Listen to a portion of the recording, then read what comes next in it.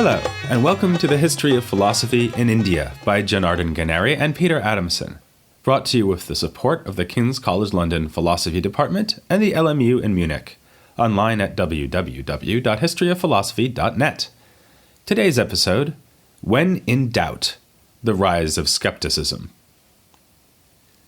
Last time we began our look at the age of the Sutra by talking about a fundamental clash within Indian philosophy. Where some scholars have spoken of orthodox and heterodox movements, we suggested a less tendentious fundamental contrast.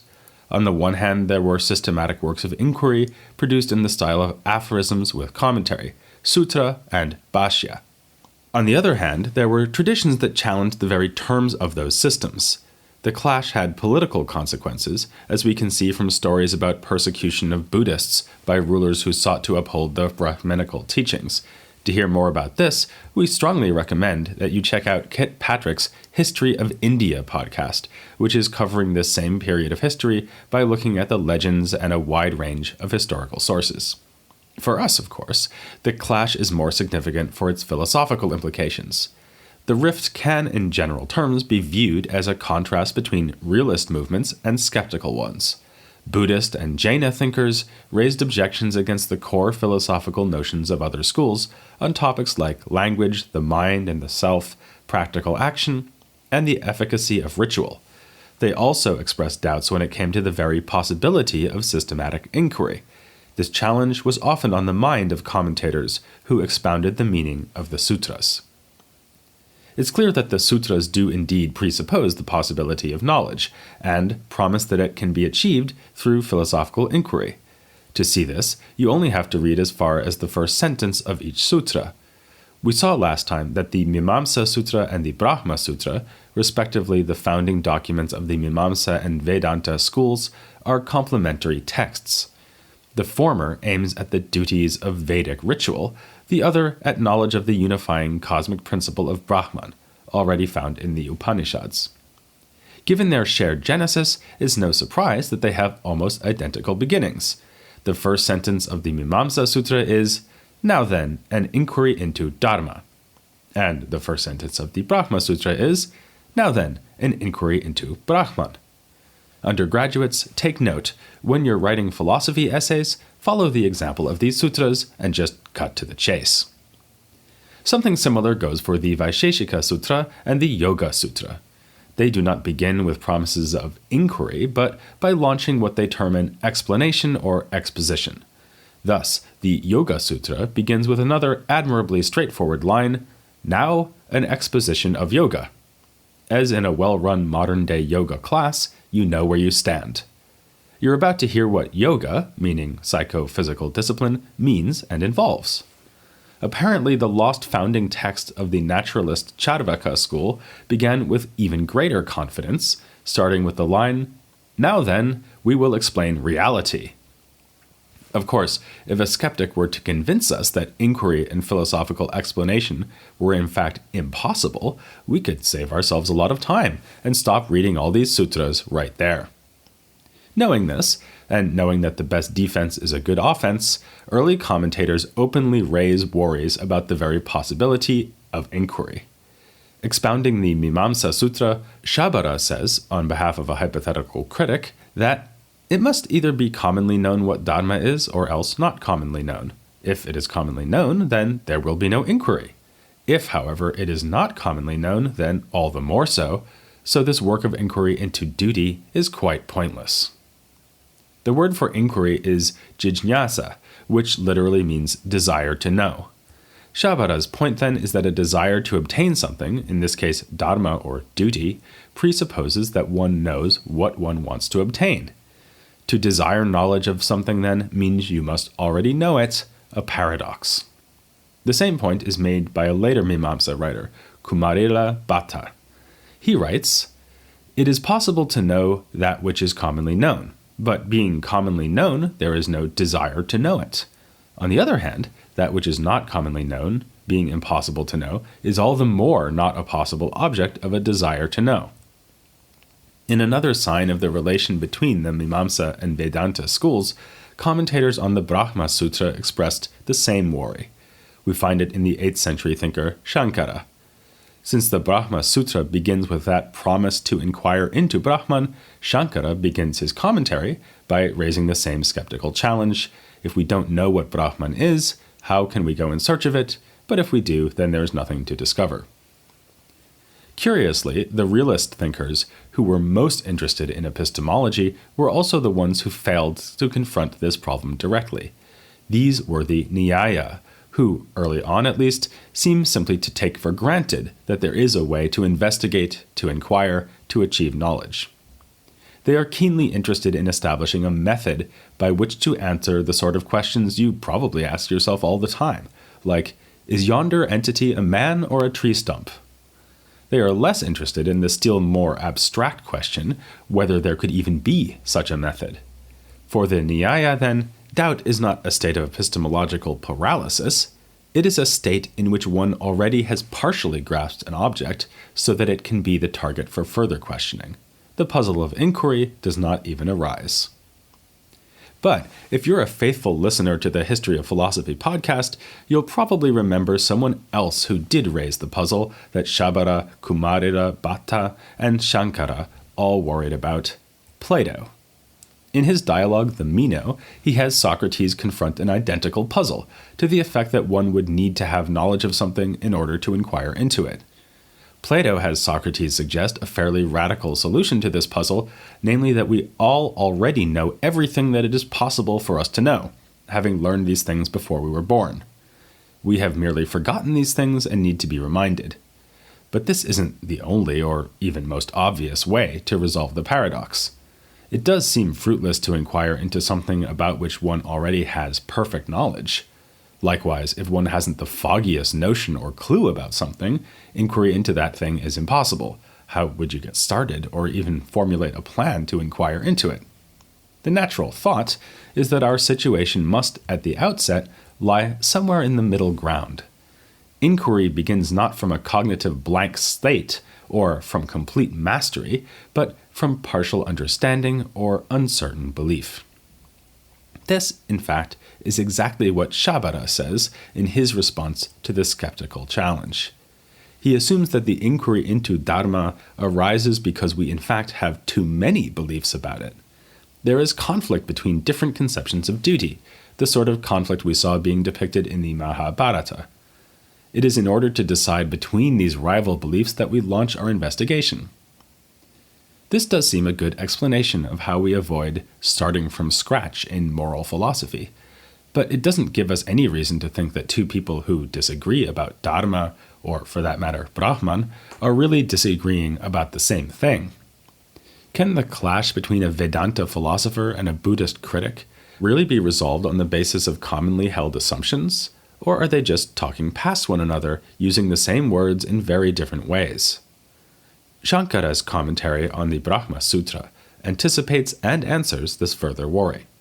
He admits that people disagree about the qualities of Brahman, but insists that we all have a common idea of it, which gives us only partial knowledge. As proof, Shankara offers an etymology of the word Brahman itself. Its very nature is said to consist in what is eternal, pure, and consciousness, bound up with the omniscient and the omnipotent. For the meanings such as being eternal and being pure are derived from semantic analysis of the word Brahman, these meanings following from the verbal root. Here we have another reminder of the importance of Sanskrit grammar for philosophers. It was commonly held that linguistic analysis, called vyutpati or nirvachana, can explain why we use certain words for certain things. On the basis of its verbal root, the word dharma was claimed to mean that which upholds. Likewise here, Shankara conjectures that the term Brahman is derived from the verbal root that means to grow. This shows that Brahman is in some way maximally great. It is, so to speak, all grown up.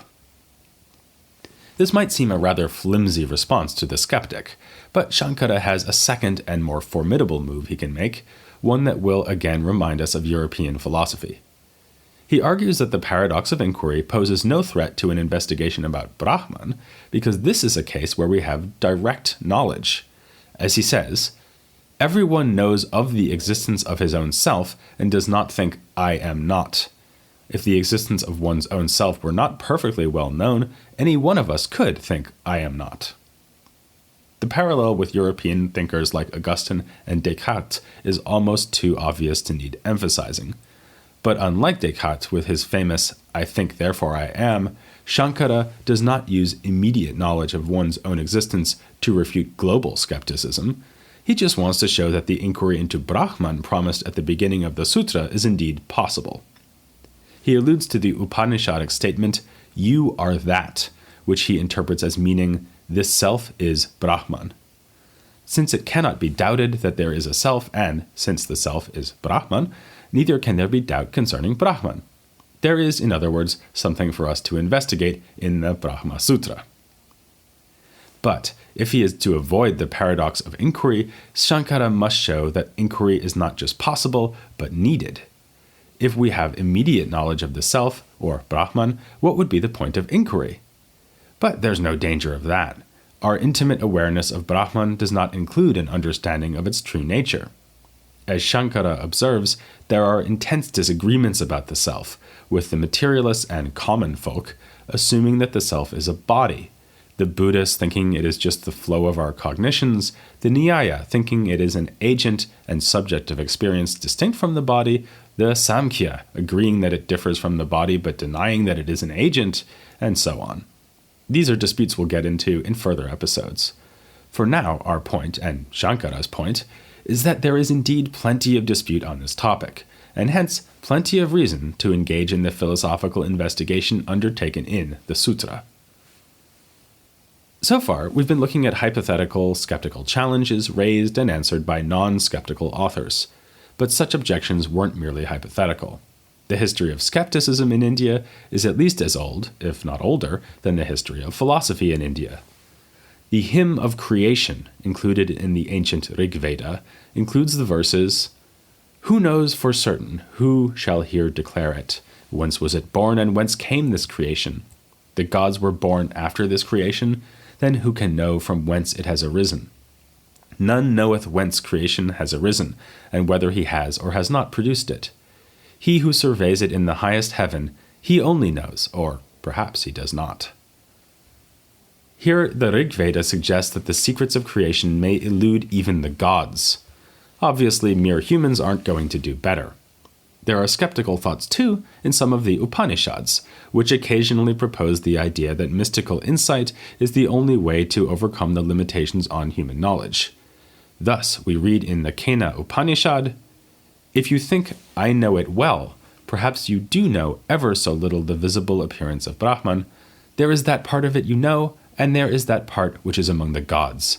And so I think what you must do is to reflect on it, on that unknown part of it. I do not think that I know it well, but I know not that I do not know. Who of us knows that? He does know that, but he knows not that he does not know." But the skeptical challenges that really worried the Mīmāṃsā and Vedānta thinkers were not the ones they found in their own sacred texts. From the moment they arose, the dissident Shramana movements were using philosophical arguments to undermine the claims of Vedic authority. Even the authors of epic literature were unsettled enough to respond.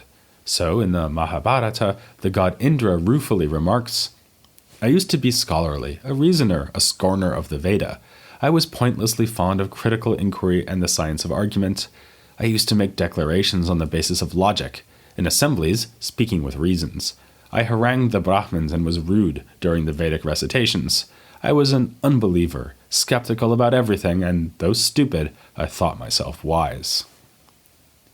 Though the Buddhists are frequently going to adopt the skeptic's role in coming centuries, the Buddhist canon also contains passages condemning skeptical thinkers.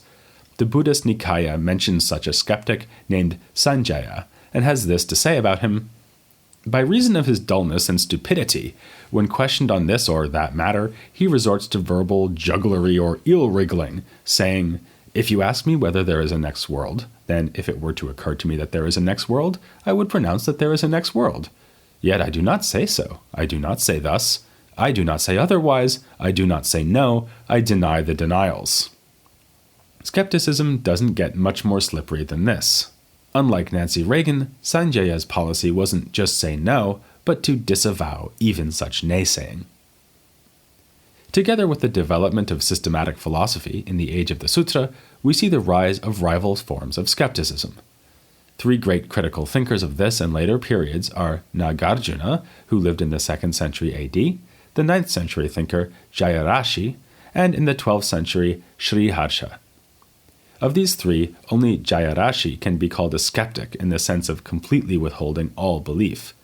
For Nagarjuna was a Buddhist, indeed the founder of a branch of Buddhism known as Madhyamaka, while Sriharsha seems to have had underlying metaphysical commitments too. But all three use skeptical arguments against an idea cherished by other thinkers of their times, that we can not only know things, but also know that we know those things. It may seem simply obvious that knowledge is reflective in this way. If I know there is a giraffe in the room, then I must also know that I know there is a giraffe in the room. But as our three skeptics pointed out, it is far from obvious. Suppose I ask you how you know there is a giraffe in the room. You might say, well, I haven't gone into the room myself, but I have it on good authority that there is a giraffe in there. I was told by my friend who is a zookeeper, and he ought to know. But if pressed, you would probably admit that testimony is sometimes misleading or outright fallacious. So even while still believing that there is a giraffe in there, you might now be willing to concede that you aren't actually sure that you know there is a giraffe in there. But let's say you go in and look for yourself. Now you've directly witnessed the giraffe, and the only remaining puzzle is how they got it in through the front door. But not so fast. I might ask you how you know that your sense experience of the giraffe gives you knowledge. If you were an Indian philosopher, you might patiently explain to me that eyesight, and sense experience in general, is what you and other such philosophers call a pramana, in other words, a way of knowing. Sense experience is one pramana, but there are others, like inferences based on evidence, and perhaps in the right circumstances, even testimony. Your view on which things count as pramanas will depend on which school you follow, but to make a long story short, there are some ways of knowing, and you are using one of them to know that there's a giraffe in the room. And here we come to the elephant in the room, the viability of this whole idea of a pramana. The skeptic will ask how any supposed pramana can be trusted if we do not first establish that the pramana is truly reliable. As Nagarjuna puts it, if just such objects are established for you by way of a means of knowing, tell me how you establish those means of knowing themselves. If the means of knowing are established through other means of knowing, then there is an infinite regress. In our example, you need to justify and confirm your conviction that sense experience can give you knowledge just as much as you need to justify your conviction about the giraffe in the room. You might say, well, I'm looking at a giraffe and my eyes work, I'm not dreaming or hallucinating, and so on. That's good enough for me. Maybe, but it won't be good enough for Nagarjuna. He'll point out that you don't know your eyes are working, you don't know that you aren't hallucinating, and so on. How could you? Obviously, sense perception cannot ratify its own trustworthiness. Perhaps you are instead making an inference of some kind. When you trusted your eyes in the past, things went well, so you know they are dependable. You are thus appealing to another pramana, the pramana of inference. But the skeptical reply is obvious, and Nagarjuna doesn't hesitate to give it. How can you know that this inference is reliable any more than you know that your eyes are working? You can already see why skeptics in India were regarded as very irritating people. And it gets worse. Jayarashi has a further way to attack realist epistemologists. He challenges them to define knowledge itself and argues that it cannot be done. He reasons as follows. The establishment of the means of knowing depends on their true definition, and the establishment of things known depends on means of knowing. When the one is absent, how could one talk about the other two as real? If one talks about these things, one could as well start talking about the existence of color in the soul and of pleasure in a pot. Here, the point isn't exactly that you cannot know that you are knowing. It is the even more fundamental worry that you cannot even know what knowledge is. Before you can take yourself to know anything, you must first define knowledge. But how can you be satisfied that any definition constitutes knowledge if you don't already know what knowledge is?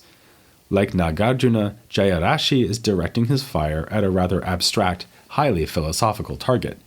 He is attacking epistemologists, not the person with pressing practical concerns, like whether she needs to clear her front room of giraffes.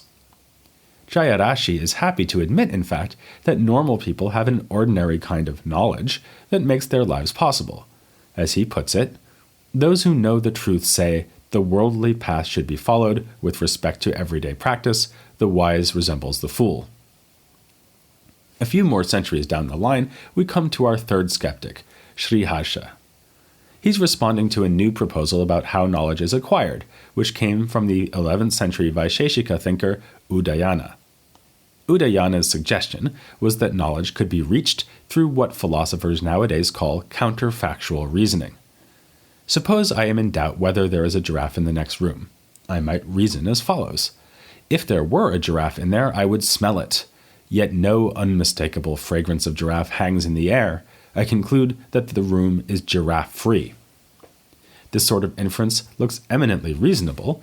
Indeed, it looks to be a big part of what reasoning is. But Sriharsha is, as you might guess by now, skeptical. He points out that counterfactual inferences themselves stand in need of justification. In our example, I am only able to rule out the presence of the giraffe in the next room by invoking the rule, if there were a giraffe there, I would smell it. But what makes me so certain about that? Again, the threat of a regress looms as every inference I make seems to call for some further inference to ground it, a new inference that will be no more secure than the first.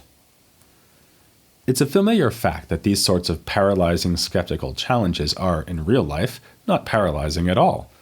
We just saw that Jayarashi believed his skeptical arguments would leave ordinary, everyday knowledge standing.